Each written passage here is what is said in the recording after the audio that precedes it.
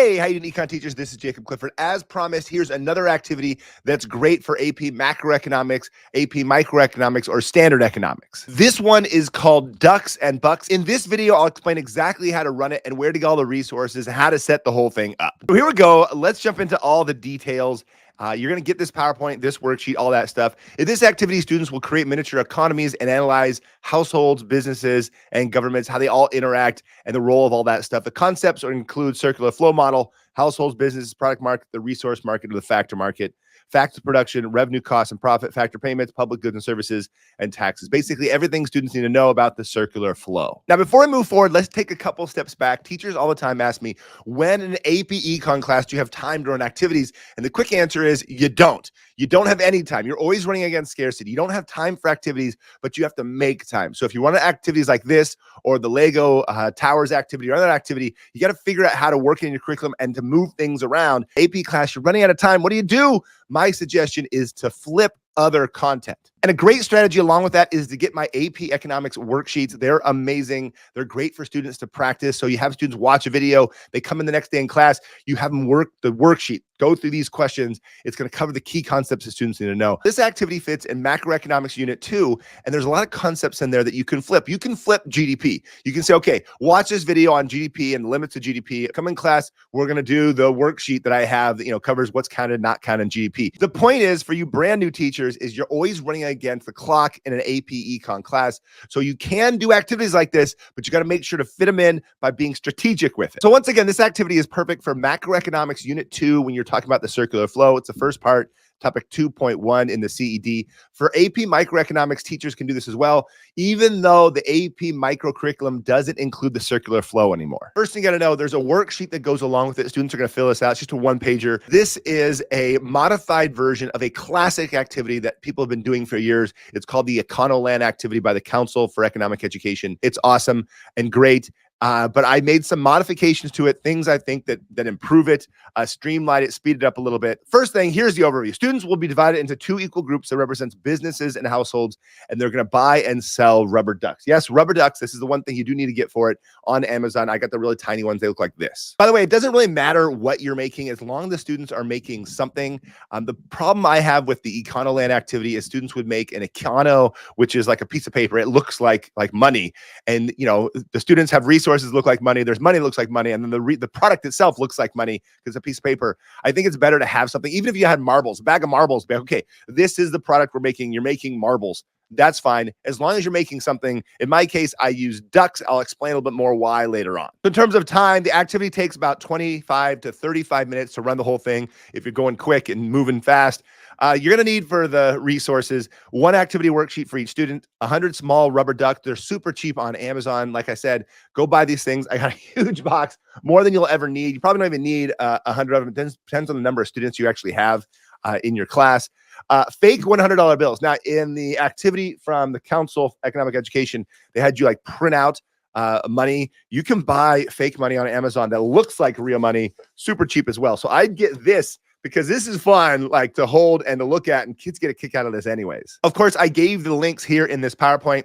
You're also going to need 13 factor cards for each household. There's a PDF. I'll show you that looks like in a second.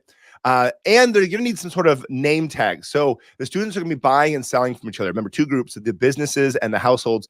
And the businesses, they got to know who's who as the students are walking around and they're, buying stuff.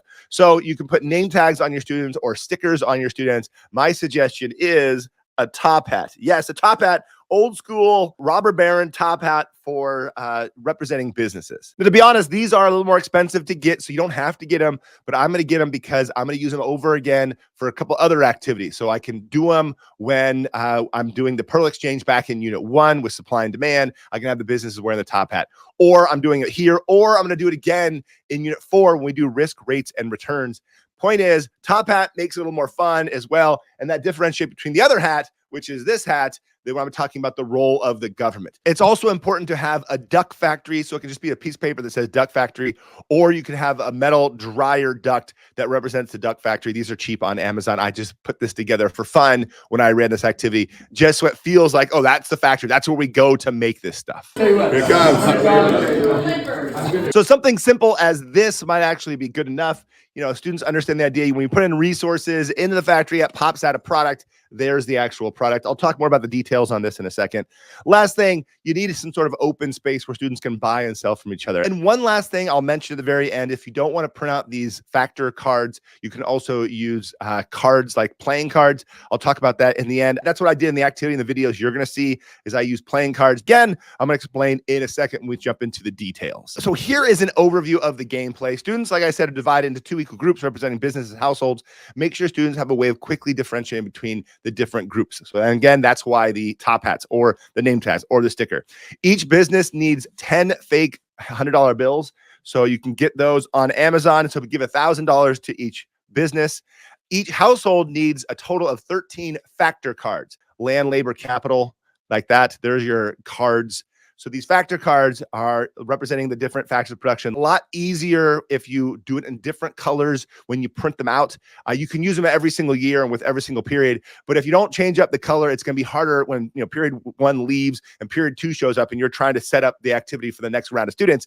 If you have to read each one because it's capital. If they're different colors, okay, yellow, yellow, yellow, pink, pink, pink, blue, blue, blue makes it a lot easier. Next thing, when you give the households their factor cards, make sure they're not evenly distributed. So make sure they have different amounts. Sometimes kids might have 10 labor, 3 capital, or 5 land, 8 capital, all labor. Switch that up. But if you can, don't give any household land, labor, and capital. Give them 2 of the 3, but switch those numbers up.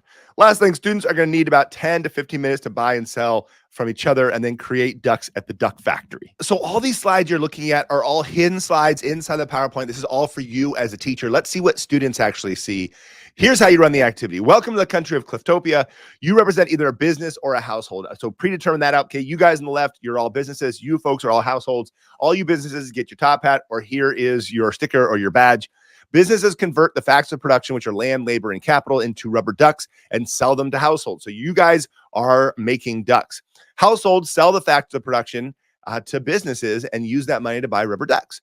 So the goal of each household is to collect as many ducks as possible. You households, you guys want ducks. This is what you want. You want things. You want products and services. The goal of you businesses, you want money. You want profit. You want to earn bucks. That's why the activity is called Ducks and Bucks. Now, in the instructions to this activity, you're actually giving students some content as well. For example, they need to know the definition of profit, which is revenue earned from selling those ducks minus the factor payments. So each one of the factors of production have a factor payment. So land, you get paid rent, labor, you get paid wages, and then capital, you get paid interest. So those are the factor payments.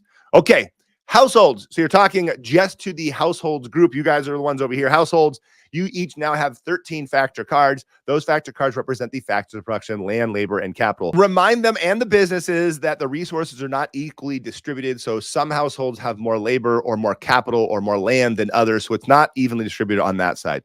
Businesses, each business starts with your $1,000. You've got your money. Businesses and households are going to negotiate the price of factor cards and the price of rubber ducks. So basically, when I say go, you're all going to stand up, you're going to buy and sell from each other, and those businesses have to go get those resources, and you're going to pay money for them.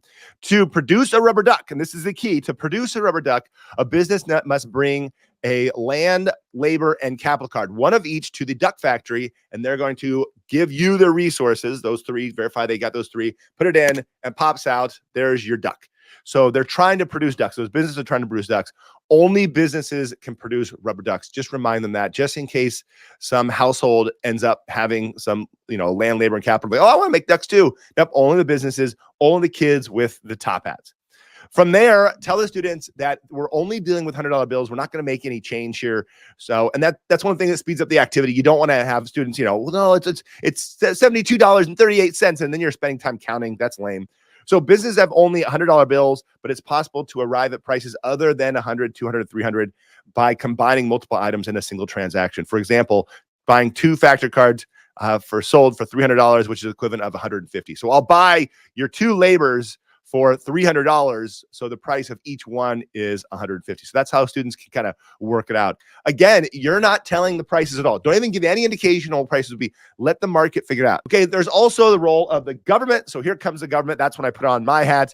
A mixed economy, the government interacts with business households by doing a couple things. Ask the students, what does the government do? What do you think the government does? And we can boil it down to two things. They provide public goods like roads, bridges, hospitals, and they provide public services as well. But they also do transfer payments like welfare, unemployment benefits. So you're introducing the idea of transfer payments to students as well. Again, a little bit of content in the instructions, and you're kind of explaining what's going on. They're going to need that later on when they actually draw out the circular flow. The government pays for those taxes. How do they do it? I mean, these are all questions you're asking students. Really don't tell them. So how's the government pay for this? What does the government do? Well, they've got to tax this money from the households and from the businesses. Let's assume the business households have already paid their taxes. The government has provided public goods and paid transfer. Let's assume that's already taking place. So let's move forward with just what's going on here in the private sector. Before we start, answer questions 1 through 4 on the study guide, which are right here. This is just reminding students what we just talked about, verifying they understand what's going on. The big question is, what is your goal? And question 1, are you a business? Are you a household? What are you trying to do in this activity? It's a good time to remind students like, okay, what are you trying to do before we start? And then you start. Again, it's going to take between 10 to 15 minutes to students to get moving on this. And they start this process of buying and selling their factor cards and then producing ducks and then selling those ducks back to those households. Now, the teacher is the duck factory. So businesses come up, they give you a complete set, one land, labor, and capital, and that converts over to ducks. Again, you can use the little duct for this, little metal duct for it, or just give this person a duck and say, here's your duck. And then they go out and try to sell that. So your job is to do that conversion. That is this activity. The next step after the students are done, you got to have a winner. So, all right, who got the most ducks? Hey, congratulations. Give that kid some candy. All right, who had the most money?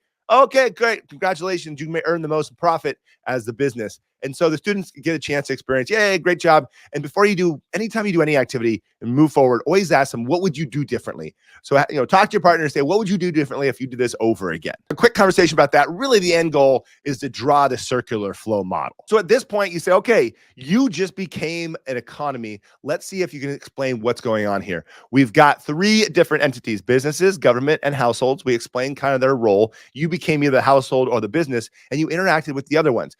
In the beginning, we said the government is already doing their thing. They're providing public goods and services, and they're taxing, and they're providing transfer payments.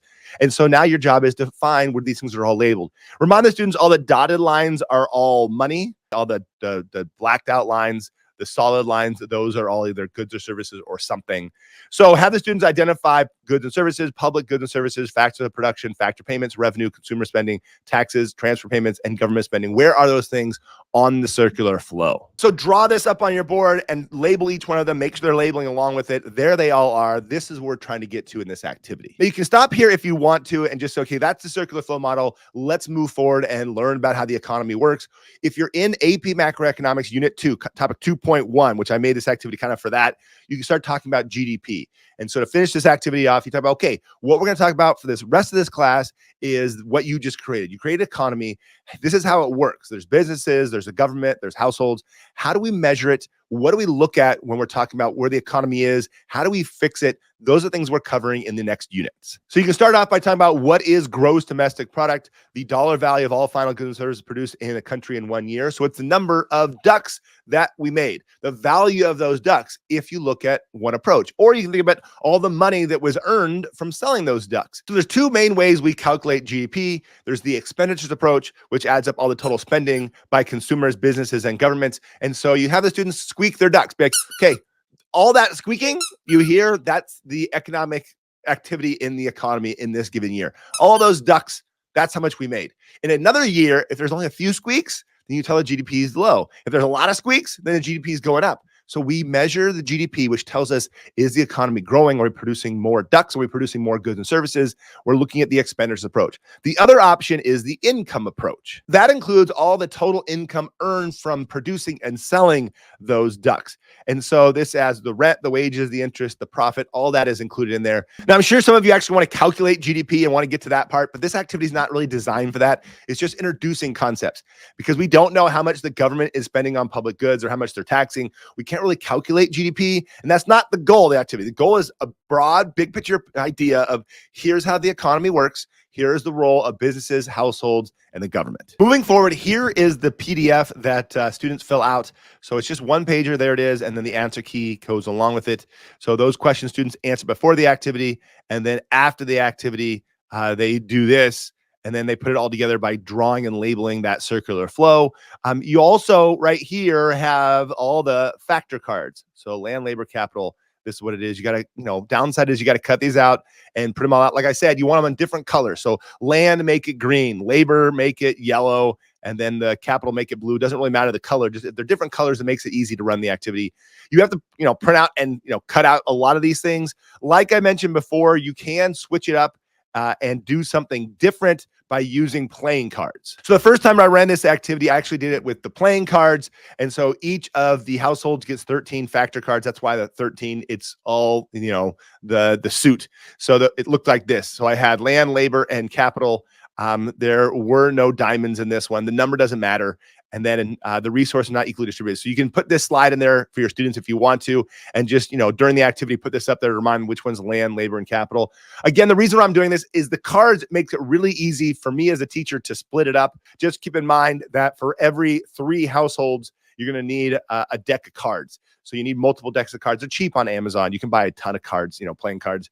But yeah, you could do it this way if you want to, if you don't want to print out all the cards off that PDF, all the factor cards. But to be honest, I think it's actually better to have these factor cards and print these out as long as they're different colors. It's more clear what these are. I don't want students like, I'm selling hearts. I need hearts. Who needs hearts? Like, you don't want students switching over land, labor, capital to hearts.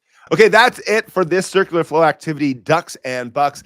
Let's talk a little bit more about why it's good and some of the disadvantages. The best part of this activity is the same as all hands-on activities. It generates a lot of excitement and energy in your classroom. So the benefit of any activity is coming back to it from time to time so students can see what's going on. You can talk about economic growth and say, okay, if we had more of these, right? This is more capital can lead to more growth. We can produce more ducks, or, this, you put it in the resources and now it pops out 3 ducks. That means we're producing more stuff. You don't have to run the activity over and over again, even though you could for those. I think it's good to refer back to it and have these products up in your room. When you talk about the role of government, put your hat back on and all that kind of stuff. These things are going to connect in students' mind, and you're going to get a lot of benefit throughout the entire semester. Now, let's talk about the downside. The truth is, it's not essential to run this activity. Students understand the circular flow usually just by drawing it. You can spend half as much time explaining the circular flow, not having students buy and sell from each other. Just draw households and businesses on the board and the role of government. Say, hey, here's how the economy works. You go, oh, okay. Yeah, I'm a part of the economy. I kind of already know a little bit of how this actually works already. So it's not like a huge aha moment like some other activities. They're not doing any calculations in the activity. They're more kind of experiencing something. And that becomes like the second problem in the activity is sometimes students are pretty confused. It's important to tell students there's 3 types of people. There's people who make things happen, people who watch things happen, and people who say, what happened? And you're going to find that in this activity. There'll be students who understand what's going on. They're a business. They're buying resources nice and cheap, and they're turning around and producing ducks, and they're trying to sell them for a higher price. You'll have other students who are kind of confused, who are businesses, who are paying $500 for the resources and only selling ducks for like $200. And it's like you're making a huge loss. Like they don't understand kind of what's going on. And of course, the biggest disadvantage is it takes time, and you don't have time in an AP macroeconomics class unless you make time. Now let's answer the most important question is where can you get the PowerPoint and the PDFs that come with this activity? Remember, there's the Power Report that shows you how to run it. Then there's the PDF worksheet, and there's the PDF that has all those factor cards. You can all get them free. They're totally free. They're a gift from me to you in my Economics Online Institute. I've been training AP Econ teachers since 2010, and finally I put this together this summer, which basically it's a bunch of videos that explain the activities,